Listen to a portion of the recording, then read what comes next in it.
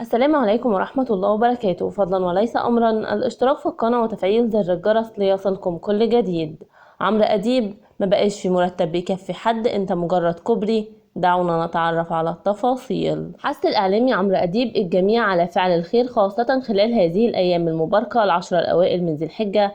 وقال أديب في تعليق خلال برنامجه الحكاية عبر قناة MBC مصر إن فعل الخير في هذه الأيام المباركة مستحب، متابعا: الناس ظروفها صعبة، بص حواليك، الأقربون أولى. وأضاف أيضا: مش لازم الأقربون يبقوا هما القرايب، شوف الناس اللي قريبة منك، حد عايز هدوم العيد أو عايز لحمة، حد عنده مشكلة، الناس عايزة حاجات كتير، لو ما وقفناش مع بعض في الظروف دي هنقف امتى؟ وتابع أديب: كل واحد عنده حاجة يقدر يساعد بيها، امشي اسأل الناس اللي قريبة منك، ما بقاش في مرتب بيكفي حد، احنا موجودين عشان نقف جنب بعض.